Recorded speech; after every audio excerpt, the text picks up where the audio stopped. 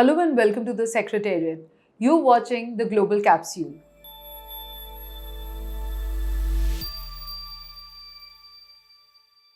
Sushma, an eventful week again. Yes, very eventful. Very eventful. Of course, we've had the H-1B visa scare.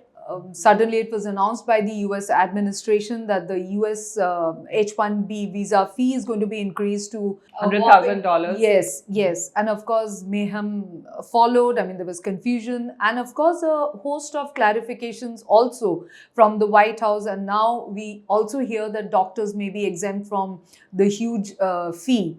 Of course, it has dented sentiments in the India-US relations. Of course, Mr. Jaishankar was in the US at that point, and Jaishankar and Rubio, who met, they held a bilateral meeting on the sidelines of the UNGA summit, and they both said that, the countries are of strategic importance to each other, and they will continue to work to maintaining close relationship. How do you read the situation?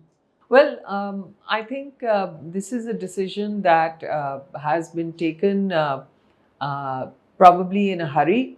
And I think you can judge that from the fact that there was a clarification immediately the day after, as you said. Initially, the announcement, when it was made, they said very categorically that this is going to be an annual fee. But immediately the next day they said it's no longer an annual. It's a one-time fee. It's a one-time fee, and as you pointed out, probably they will now exempt certain categories like doctors. And also the ones who already have a H-1B visa will not be. Yes, at the time of renewal, they will not have to pay this. Pay that. Yeah. So there is already some changes, and in fact, people who are involved with immigration, attorneys who are dealing with H-1B visas feel that you're going to find many more clarifications in the days to come. But anyway, coming to the decision itself, the fact is that it is actually going to affect the American big tech giants more than Indian IT companies. Of course, for Indian IT companies, it is a crisis. There's no getting away from it. But the financial impact, the ramifications are probably going to be much more for the big tech, as they call them. In fact, a few American multinational CEOs have started speaking against the decision. I mean, they've said that, Yes, this decision is going to hit the economy and the functioning of these tech giants very, very badly. Yes, absolutely. I mean, if you see the list, the top 10 companies that take these H-1B visas, there is only one Indian company in that top 10 list, and that is TCS. And the one at the top of the list is Amazon, which in the last round of H-1B visas had taken slightly over 10,000 visas. The number 2 was TCS with about 5,500. And after that, the other 7 or 8 are Google, Meta, and all these others. And then you also have companies like JP Morgan, you have Deloitte. So these are all in the top 10. Whereas the Indian IT companies are actually taking much less visas, maybe 2,000, 1,100 and all that. But of course, there's no doubt about it. The fact is that currently, as of now, 71% of the people who have got H-1B visas are Indians. So whether they've gone through Amazon or Meta or Google or through TCS and Infosys, they are Indians. So it's a big blow to the entire IT industry. And Mahua, I think one thing people don't understand is that already the H-1B visa caters to those who are the best and the brightest in the IT industry. What I have been told by people in the industry is that those who are not that bright have already or are going to be accommodated in these huge global capability centers that have been set up by big tech. So many have been set up by whether it is Meta, whether it is Google, or whether it is many other large multinationals have set up what is known as GCCs. These are meant to handle slightly lower level of outsourcing work from America. But the H-1B visa is meant for people who need to be there on the spot physically. And the viewpoint of big tech is that these are such bright people. We want them to be in the environment of Silicon Valley so we can draw the maximum utility and get the highest productivity, creativity, and innovation out of these people. Similarly, for the Indian IT companies, they have certain contracts with companies in America and they send these engineers for on site work. Now, that on site work does have to be, the person has to be there physically, and so that may affect their contracts. And if it affects their contracts, it's going to affect our services exports, which are a very large component of our economy. So, I think a lot of people have tried to minimize the impact of this decision. But I think it is very serious, and India needs to take it serious, take a very long-term view of the ramifications. And of course, the IIM, IIT graduates will be badly impacted. I mean, we've seen Raghuram Rajan has actually gone to the US. He is an alumnus of the IIT, and then he, of course, went on to do his postdoctoral in the US. So, it's just going to probably dampen sentiments further. But it's also surprising that the Indian diaspora there has not really spoken up. Anything has not come out with any kind of a clarification or any comment on it. No, I think actually, as I said, people are really waiting for more clarifications, because we talked about doctors. There may be other, changes in this particular decision. And you talked about Raghuram Rajan. The people who have come under H-1B visas is a very long and illustrious list. Whether it is Elon Musk, who is heading Tesla, whether it is Sundar Pichai, who is CEO of Google. In fact, Musk came up with a statement that... Yes, I'm also, and whether it is Satya Nadella, who is heading Microsoft. And apart from the Indians, the founder of NVIDIA, the biggest chip company in the world, Jensen Huang.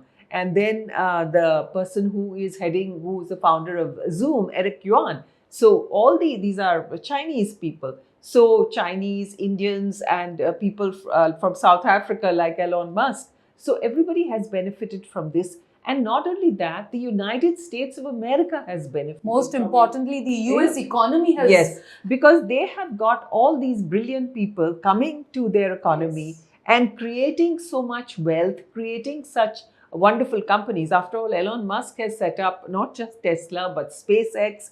He's contributed so much to the economy, whether it is Jensen Huang, whether it is Sundar Pichai. So it has been a great benefit for the American economy. It's not been a loss at all. And in fact, in terms of India, it has been a kind of a brain drain.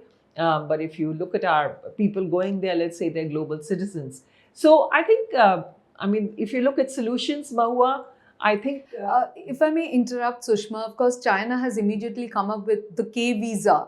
Do you think that will somewhat help the cause for Indians? Well, not just China. Now Germany has come out with a scheme. The UK is now formulating a scheme. They're saying, well, if America doesn't want these wonderful, brilliant people, we are there. You can come to us. So there were some people who commented on the China's K visa, and they said that the problem is that there's already a great demand in China by its own people, by people from Taiwan, from Hong Kong. So there's very little scope for Indians to go there. And then, of course, Germany, a lot more Indians are going to Germany, but there is a problem of having to learn the German language. In UK, there will not be that, that scenario. But I think we cannot get away from the fact that Silicon Valley has an environment which promotes and supports innovation and creativity. And everybody is talking about the fact that this is a crisis that can be an opportunity for India, and it can be, certainly. But the Indian government and Indian industry, both, have to create that environment here, because we have the talent. Mahua, you know it and I know it. We have the talent. Even in chip, we need to create the right ecosystem, the right ecosystem for these people. Sushma, the UN speech of Mr. Trump Of course, it's grabbed headlines, it's gone viral.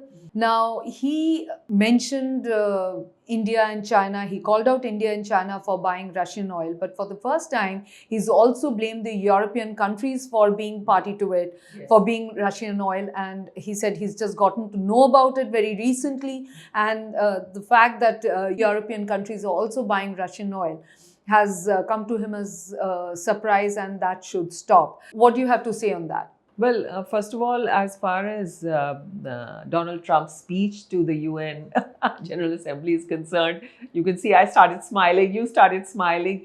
It was quite a delightful speech, I must say. He started off talking about the escalator which stopped. He started talking about the teleprompter. And I think this is quite a unique speech. We've never had presidents and prime ministers talking like this. So quite a fun-filled speech, I would say. But coming down to the serious elements, yes, he did mention India and China, but he kind of mentioned them in passing. And his focus, his ire was on the European nations. But what was interesting, Mahua, was that he said that I only got to know that they are buying in Russian energy about 2 weeks ago. Which means what India has been saying, that, you have double standards, you're criticizing us, but you're not criticizing Europe, means that, the American president himself was not aware that Europe is buying so much of energy from Russia. And the total bilateral trade between European Union and Russia is still yes. $78 billion. So, and they are still dependent on Russian energy to the extent of about 19-20%. So, of course, as I said, his ire was completely on Europe, but he seems to have woken up rather late. And he has... But like you said, India has been trying to really focus on this issue for a long time. So it seems to have made an impact finally. And they seem to have understood that India is not the only one who is selling, Russian oil to Europe or buying Russian oil. And of course, the latest is that the Commerce Minister has mentioned that India is going to start buying more American oil. And I think that comes as probably a fallout of the talks that you mentioned between Jaishankar and Marco Rubio. And of course, Piyush Goyal is already in Washington. And we also hear that maybe we can finally see some breakthrough in the trade deal also, India-US trade deal. Yes, yes. So it looks as if some progress is being made. So we don't know if it's going to be a complete trade deal or it's going to be a limited trade deal. But because things are changing every day literally on this area. Yes. Moving away from the US, India and UAE have also signed a series of agreements, to boost economic cooperation, trade, investments. And of course, this comes at a time when India-US relations are not going the way one would have anticipated. UAE has been a very, very important partner for India. Mr. Modi has visited UAE for about 7 times. Now, how do you see the situation panning out? Well, I think it's very timely, this collaboration between, or deepened cooperation, I would say, between India and the UAE. There was a visit by, again, the Commerce Minister, Piyush Goyal, to UAE last week. And after that, there has been a lot of, I think, speculation that people who are exporters who are shipping products to the US can shift and send those products instead to the UAE, which is also a big market for goods. Now, currently, our bilateral trade is about $100 billion. But we have to discount the fact that we are buying a lot of oil from UAE, and we're also buying a lot of precious jewelry. So if you cut that out, the non-oil and non-gems and jewelry trade is about $55 billion. So now the target is that over the next few years, we try and double this trade to about $100 billion. And apart from the non-oil trade. Yes, non-oil trade. And so a lot of the, in fact, there's some estimates are that about $15 billion of the trade that is going to the US, as much as that can be diverted to the UAE, because it's a large consuming market. Plus, the UAE is very well located, centrally located, you can say, to supply goods to Africa and to Central Europe and to Central Europe. So there is talk of joint ventures being set up, manufacturing units in the UAE to export to other regions. Of course, the connectivity bit is also being looked at. Yes, also the development of the India-Middle East corridor, that is also being looked at going through UAE. And UAE has deep cultural ties. We have a very large diaspora over there. One of the things that has happened, Mahua, is that we are now able to use our UPI in the UAE. If you go to a shop, a lot of the shops are now accepting, our UPI over there, and we can pay by UPI. There is also discussions on having more trade by the local currencies, that is rupees and dirhams, directly instead of going through the dollar route. And this would save a lot of money, especially for small businesses which want to set up shop over there. So this is at a very advanced stage of discussions. There was even some purchases of crude oil or at dirhams a while back. And so this is also a work in progress. So quite a lot of things we saw happening this week. Thank you for watching and see you next week.